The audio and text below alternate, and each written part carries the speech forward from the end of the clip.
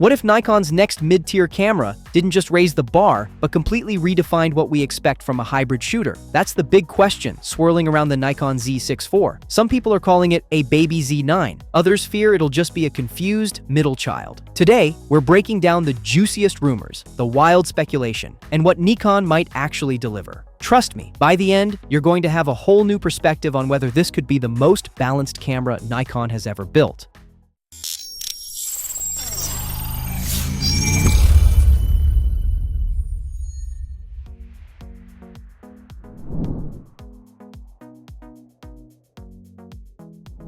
Let's rewind for a second. The Z6 III already set a ridiculously high standard, a $2,500 body with a partially stacked 24-megapixel sensor, blazing burst rates up to 120 frames per second in crop mode, and legit video tools like 6K RAW recording.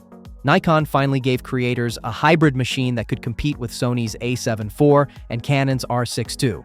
Autofocus, fixed, video specs, on point. And for the first time, Nikon wasn't just catching up, they were punching above their weight, which of course makes the Z6 IV an even tougher act to follow. Now here's where things get spicy. The loudest rumor? A jump to a 61-megapixel sensor. That's more than double the Z6 III's count, putting it in direct competition with high-res beasts like Sony's A7R5. Landscape and studio shooters would love it, but it also creeps dangerously close to Nikon's Z7 line. So does Nikon risk cannibalizing its own lineup? That's the tension. And then there's the extreme rumor. Brace yourself, a 300-megapixel sensor. Sounds fun for headlines, but let's be real. File sizes, processing power, and buffer limits make that almost science fiction at this price point. More believable? A clever high-resolution mode via pixel shift, letting you capture massive files when needed, while keeping everyday shooting manageable. On the video side, expectations are more grounded and honestly, more exciting for creators. Think 4K at 60 frames per second with a full sensor readout, maybe 120 frames per second with a crop, and continued 10-bit internal recording. Combine that with Nikon's excellent in-body stabilization, rumored to hit 6 stops, and you've got a serious handheld filmmaking machine. For YouTubers, indie filmmakers, or wedding shooters, that flexibility could be a dream setup. The big question is, will Nikon go bold enough to push past the Z6 III without stepping too hard on the Z8's toes?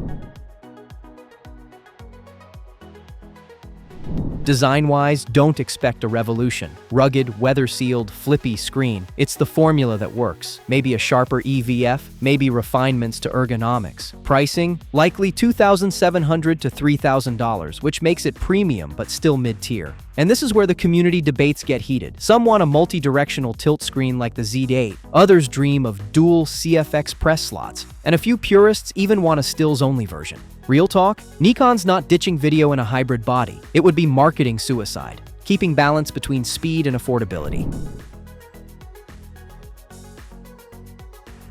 So here's the bottom line. The Nikon Z6 IV sits at a crossroads. On one side, you've got the legacy of the Z6 III, which already pushed mid-tier boundaries. On the other, you've got rumors of high megapixel sensors, stronger video chops, and subtle design tweaks. Nikon has to thread the needle between ambition and realism, making sure this camera feels like a big upgrade without stepping on the Z7 or Z8. Will it be the ultimate hybrid camera in its class? If Nikon nails the balance, absolutely. If not, it risks becoming that middle child again. What do you think? Should Nikon push for crazy resolution or double down on hybrid versatility? Drop your wish list in the comments. I'd love to hear where you stand.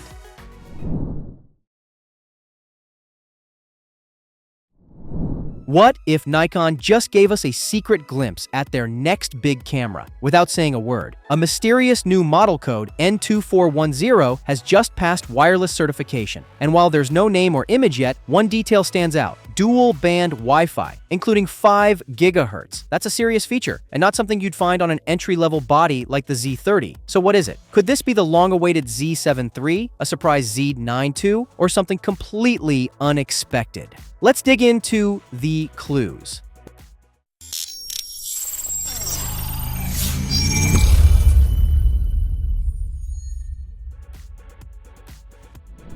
Let's talk about timing.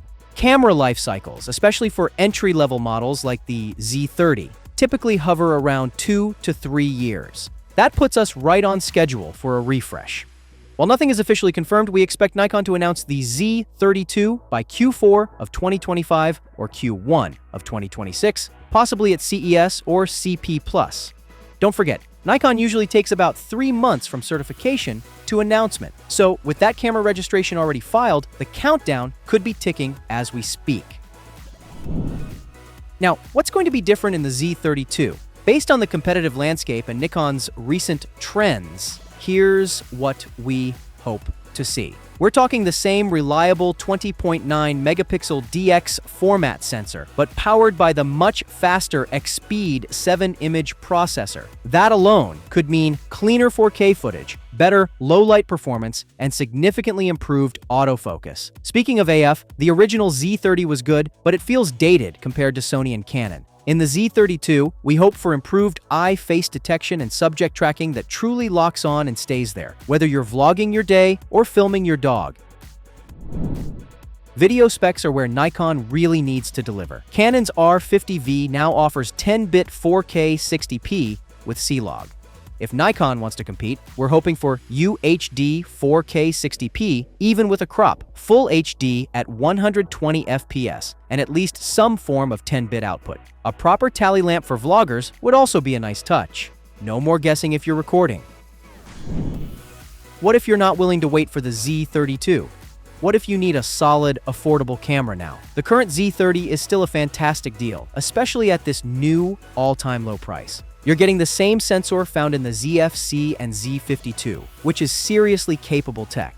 The Z30 can record full HD for over 2 hours straight, perfect for long-form content. Plus, you still get 4K video, a fully articulating 3-inch touchscreen, and hybrid autofocus with eye detection. For under $600, that's more than enough to kick off a YouTube channel or level up your social content. Since the sensor performance is likely to be nearly identical in the Z32, grabbing the Z30 now is a smart move if your budget is tight.